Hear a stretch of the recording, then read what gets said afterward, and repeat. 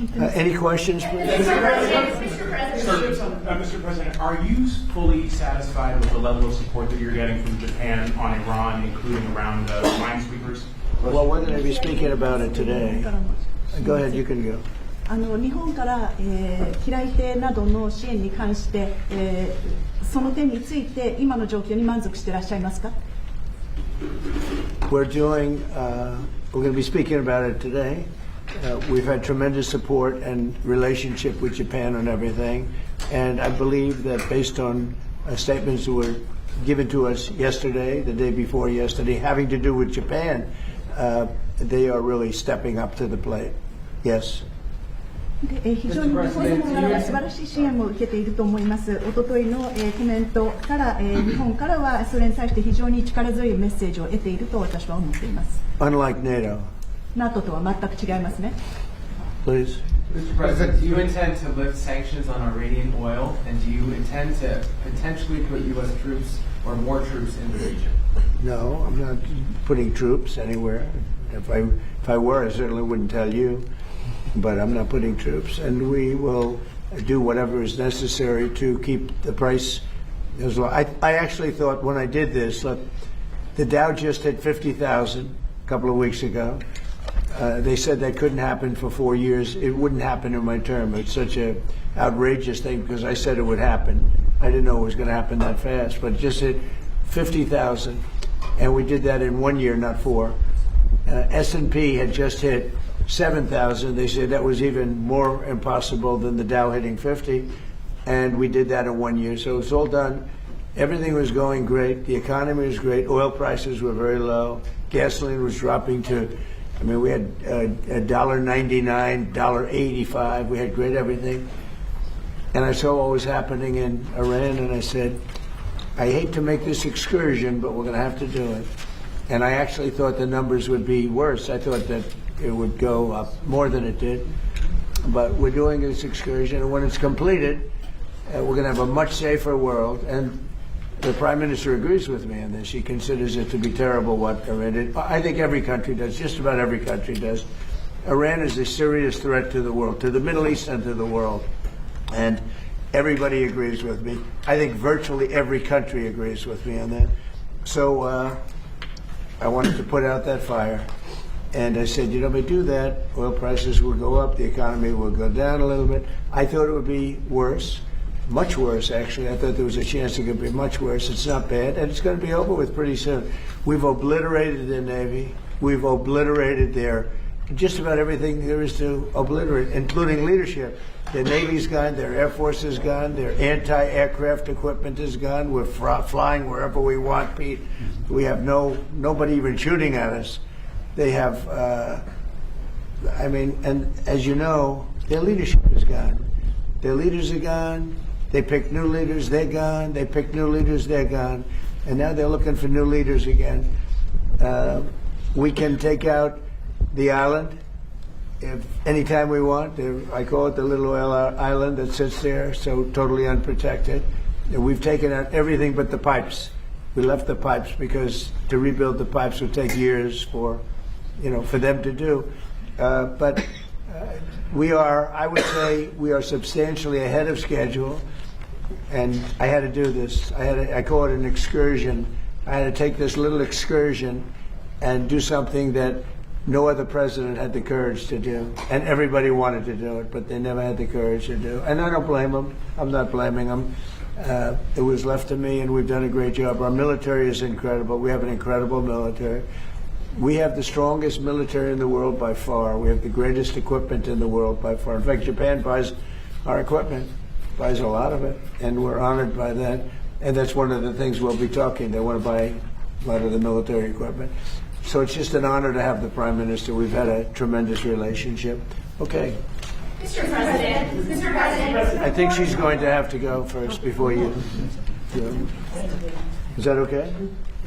Do you understand? It's very good, I tell you. I mean, it's so nice that we don't have to sit. No, it's very good.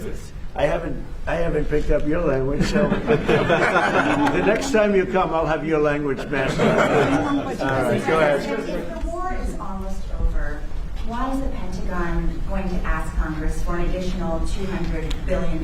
Well, we're asking for a lot of reasons beyond even what we're talking about in Iran. This is a very volatile world, and the military equipment, the power of some of this weaponry is unthinkable. You don't even want to know about it. Oh, you could end this thing in 2 seconds if you wanted to, but we are being very judicious. What we want to do, don't forget, Biden gave away, I rebuilt the military in my first term. Biden gave away so stupidly to Afghanistan a lot. He didn't want to move it. He was too lazy, too stupid to move it. But it was a very small amount. It was a lot, but it was very small relative to what I purchased and what I built. We want to have vast amounts of ammunition, which we have right now. We have a lot of ammunition, but it was taken down by giving so much to Ukraine. They gave so much. Biden gave $350 billion worth of cash and military equipment to Ukraine, and he didn't rebuild anything. Fortunately, we have a lot. We have a tremendous, unlimited supply of what you'd call middle and upper middle armaments and military equipment, munitions, armaments, but munitions in particular. At the high end, we have a lot, but we're preserving it. We don't really need it, but we're building. Our manufacturers of military equipment are building at a level they've never seen before. They've never done before. Pete's in charge of it with all of us, really. But Pete's been very strong on it. The general and Pete, myself, the whole group. And Raytheon is building 4 factories. Lockheed is building 5 or 6 factories, and they're building them fast. Because we had a very tough meeting with them. They were going out and buying back stock for $51 billion in one case. They spent $51 billion buying back stock. Now they're not allowed to do that. And they are now building a tremendous, there's never been anything like it, what's taking place right now. So we're in very good shape, but we want to be in the best shape we've ever been in. We were that, when I rebuilt the military, we were in great shape, and then Biden blew it, and he didn't do anything. He didn't do anything. And if you listen to the Democrats, they don't even want to have a military. Now you see how important it is. But we have the strongest military in the world. We have the best equipment. We make by far the best equipment. The other night, they had 114 rockets shot at a certain location. And out of 100 highly sophisticated rockets, out of 114 sophisticated rockets, every single one of them was shot down with our equipment. All our equipment. It's amazing, actually, how good it is. So we want to be sure, and it's a small price to pay to make sure that we stay tippy-top. Mr. President, can I ask about the Treasury? Thank you, Mr. President. The Treasury Secretary this morning said there were defections among Iranian leadership. Are you aware of that, and is there anybody the U.S. can work with as a leader going forward? Well, we have a man named the Treasury Secretary here, so maybe he wants to discuss it. Does anybody know? Do you know who he is? Central Casting. Yeah, so and we are seeing the defections at all levels as they're starting to sense what's going on with the regime. It doesn't get reported here in the U.S. very well, but we are trouncing them from the air, and the regime will probably collapse within itself. At Treasury, we've seen where they've wired their money out of the country. We're coming for that. We're going to get it back to the Iranian people. And are you seeing defections? Yes, sir. On Israel, have you There's a lot of military defections also. You have a lot of military defections in Iran. I don't blame them. Thank you, Mr. President. Have you talked to Prime Minister Netanyahu about attacking the oil and gas fields? Yeah, I did. I told him don't do that, and he won't do that. We didn't discuss. We do. We're independent, but get along great. It's coordinated, but on occasion he'll do something, and if I don't like it, and so we're not doing that anymore. And the last one, if I could, the Fed chairman told me yesterday that he plans to stay until a new Fed chairman is confirmed, and he also plans to stay on the board until the investigation into the Federal Reserve is done. Well, he's under investigation because he's building a building for hundreds of billions of dollars more than it's supposed to cost. The building you see over there is under budget and ahead of schedule. That's the ballroom. The ballroom is a much bigger building. It's a much more complex building than what he's doing, and it's at a fraction of the cost. Something is going on, whether it's contractors. That's what I do best in the world. I build great buildings. I've always done it. And I build them under budget and ahead of schedule. They could have $4 billion. This is a renovation job for $4 billion. And if you look at the building, it's not even, I don't know if Kevin Warsh is ever going to be able to move into it. It's been under construction for years. It's the most expensive building ever built. Now, I know it's grossly incompetent because I happen to think he's grossly incompetent. Today, certainly you should be lowering interest rates, all right? Certainly, who would not lower them? But he's stubborn and he's got Trump derangement syndrome. But a lot of people have that, you know, it's not a curable disease. But he's also building, he should be lowering rates immediately. But he won't do that because he's a stubborn, incompetent person. And that's a bad thing. You know, when you're stubborn and incompetent, I think it's the worst combination. And he's also not a smart person. But he's building a complex over there that's under his jurisdiction. He started it, and it's out of control. It's billions of dollars for a little building. I could have done that building and made it beautiful for $25 million. $25 million, and it would have been beautiful. Look what I've done at the White House, fixing it up, and I mean the place was in bad shape. You see the floors and everything. It was in bad shape. I could have made that building beautiful for $25 million. They're spending $4 billion. All right, so it's there is criminality. Maybe it's with the contractor, but because I know more about contractors than any human being maybe that's ever lived. But that contractor is a very rich man. Whoever the contractor is, and we know, but whoever the contractor is an extremely rich man. He's going to make, I mean, he could make billions of dollars. I'm hearing numbers from $3 to $4 billion. That would make it the most expensive building on a square foot basis ever built in history. And you're not even building a building, it's a renovation. The exterior skin is staying, the steel is staying, the structure. So all I want to do is bring out to the public that this guy is an incompetent, he's a very incompetent guy, and he may be a dishonest guy, but somebody's dishonest because there's no way that building could be $3 to $4 billion. Mr. President, on a straight of Mr. President. Thank you. Please. Mr. President, you just mentioned Japan. This looks like one of your people. Right? Thank you. Is he good or bad? Good. Is he a good reporter or bad? You know? So. Not a,